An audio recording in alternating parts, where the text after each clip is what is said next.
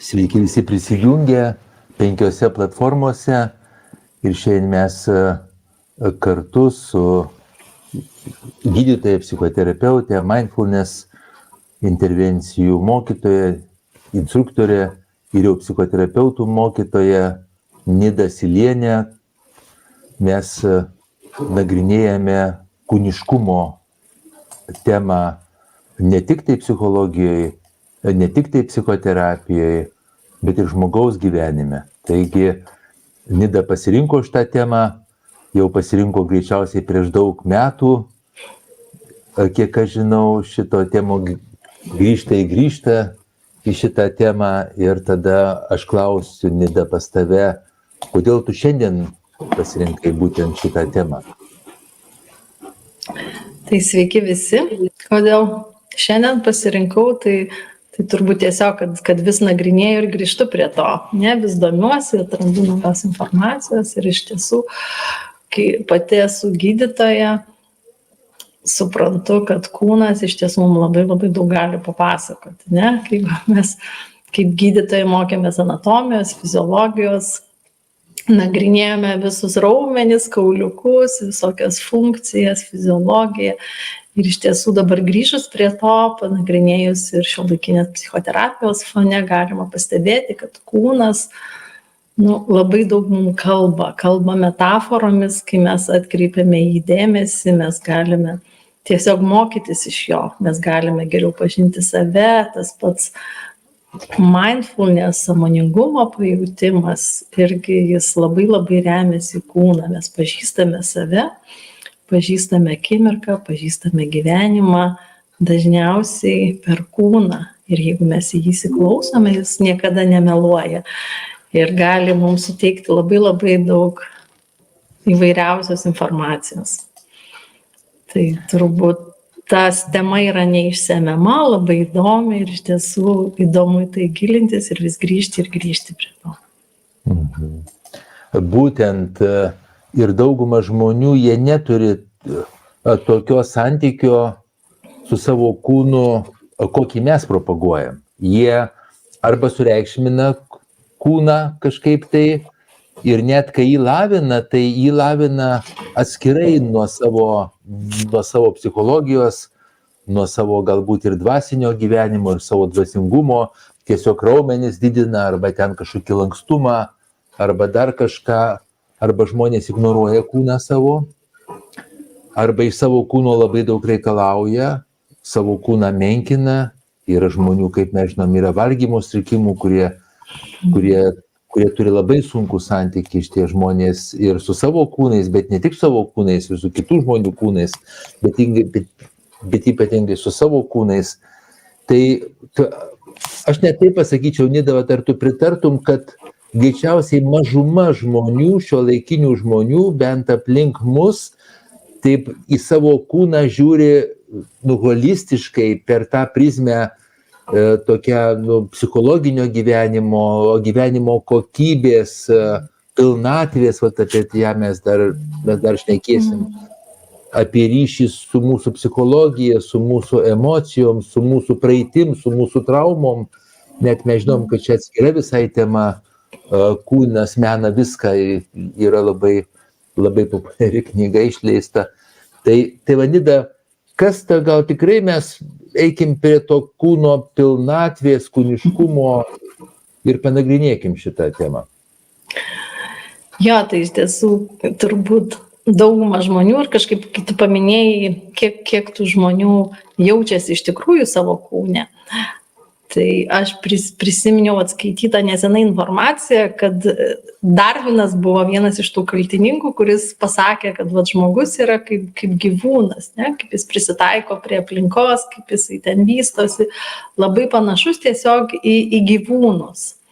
Ir tas posakis sukėlė sumaištį galvose tais laikais ir iki pat šiol apie 50% žmonių Jungtinėse Amerikos valstijose netiki evoliucijos teorija, vien dėl to, kad kūnas laikomas kažkokiu tokiu prastesnių gal dalykų, yra dvasiniai, sielos dalykai, yra psichologija, kuri lyg tai išaukštinama, kuri kaip nemirtinga kažkokia mūsų dalis, kaip ilgiau išliekanti ar vertingesnė, o kūnas yra tiesiog gyvūnas ir nelabai vertingas.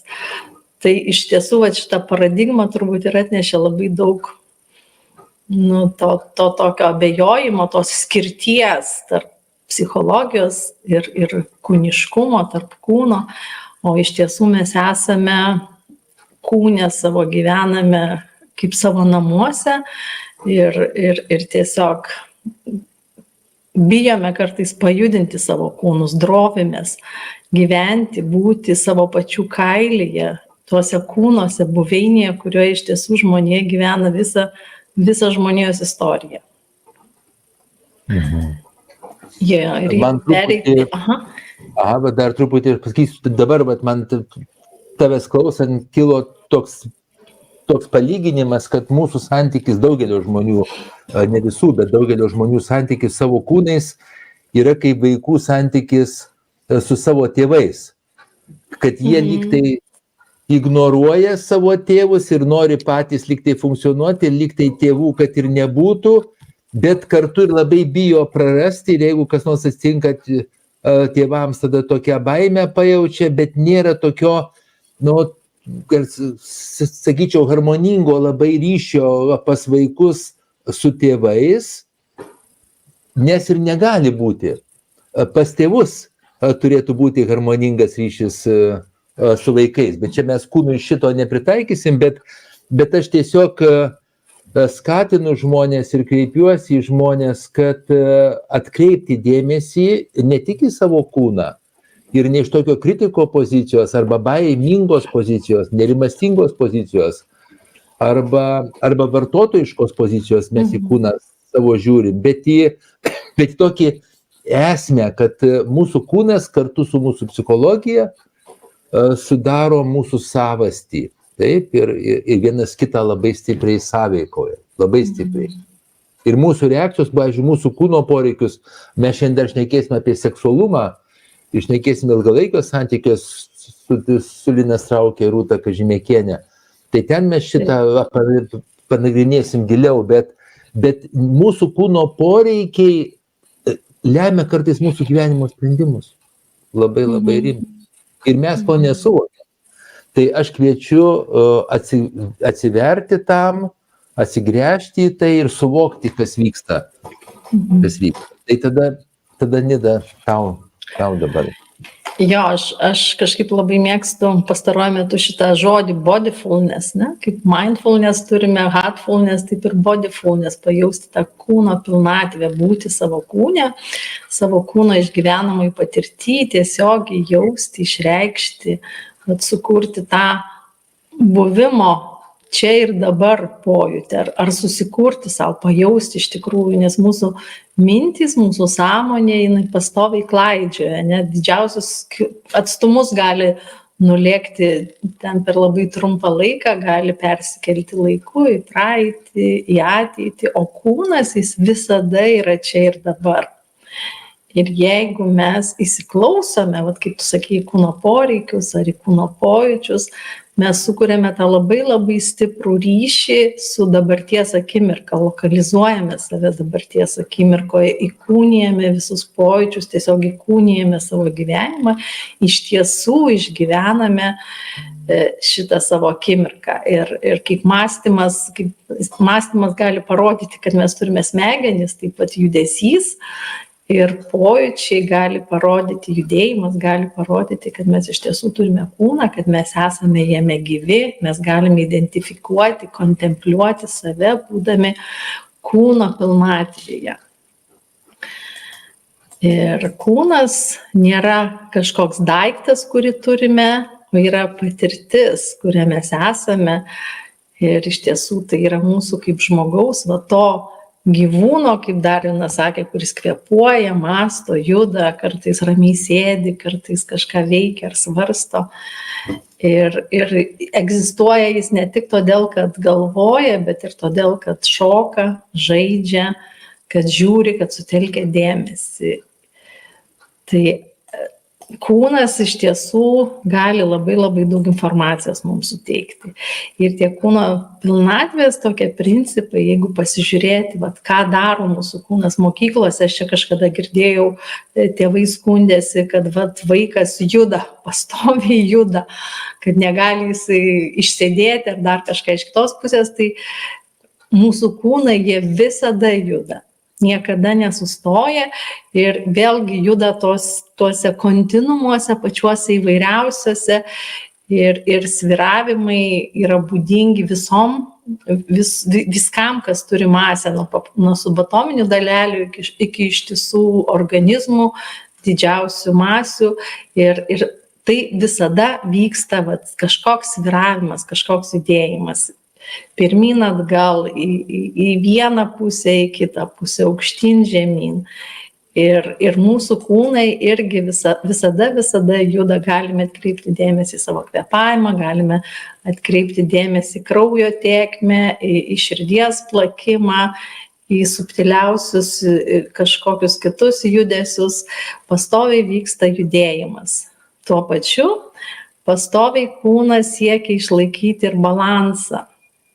Ir koks bebūtų judėjimas, kokią mes poziciją beužimtume, mums visada yra patogiausia būti balanse, atrasti savo patogiausią tą komforto zoną, kur mes geriausiai jaučiamės. Ir man labai patinka, kai kalbu ir su savo klientais, pasakyti tą pavyzdį, kad balansas yra labai svarbus. Pavyzdžiui, didžiąją dalį kilokalorijų, kurias mes sudeginame savo tai baziniai energijai palaikyti per parą, nueina tam, kad palaikyti pastovę kūno temperatūrą tarp 36 ir 37 laipsnių kažkur tame diapazone. Tam skiriama daugybė energijos ir kūnas visiškai mums nieko nežinant, nesikišant, nekontroliuojant, o kartais ir labai kažką kontroliuojant ir rūpinantis, jis vis tiek stengiasi išsaugoti šitą balansą tam, kad išsaugotų mus gyvus, kad užtikrintų gyvenimą, kad mes galėtume gyventi, galėtume mąstyti, kurti, siekti savo tikslų. Lygiai taip pat kūnas palaiko ten cukraus kiekio kraujyje balansą, kraujospūdžio, šarmų rūgščių kažkokį balansą, ribas ir tam yra atliekamas labai didelis darbas. Kūnas pastoviai išsaugo grįžtamąjį ryšį tarp kūno ir smegenų, pastoviai siunčiama daugybė informacijos per autonominę nervų sistemą iš kūno į smegenis, o tuo pačiu iš smegenų į kūną mes irgi galime nusiųsti informaciją ir kažką pakeisti. Irgi išlaikomas pastovus grįžtamasis ryšys ir, sakykime, iš visų tų judėjimų, iš balanso palaikymo, iš grįžtamojo ryšio mes galime mokytis ir psichologinio atsparumo labai daug, kaip išlaikyti savo psichologinį balansą. Kūnas, kaip ir visa gamta, veikia energijos taupimo režimu. Ir iš čia irgi galime pasimokyti vėlgi labai daug dalykų. Ir kūnas, kaip jis taupo energiją, kaip jis veikia tame energijos taupimo režime, tai irgi yra per tai, kad formuoja įpročius, kad suformuoja įpročius tam, kad kuo mažiau energijos sunaudoti, kad daugybė atliekamų veiksmų, daugybė atliekamų funkcijų taptų automatiški, įprasti ir automatiški veiksmai reikalauja daug mažiau energijos, nes sąmonė yra labai brangi medžiagų apykaitos požiūriu. Todėl daugybė dalykų atliekama refleksiškai, automatiškai tam, kad liktų energijos mąstyti, pasiekti kažkokių tikslų, kad būtų laisvos energijos mąstymui, svajonėms, kūrybai. Iš kūno galima iš tiesų mokytis ir disciplinos, drausmės. irgi kaip susiformuoja įpročiai, tai vėlgi per daug kartų pasikartojimą ir mūsų kūnas va taip išmoksta vaikščioti, išmoksta įvairiausias funkcijas atlikti ir tai daro vėlgi visiškai be jokio pasipriešinimo tam, kad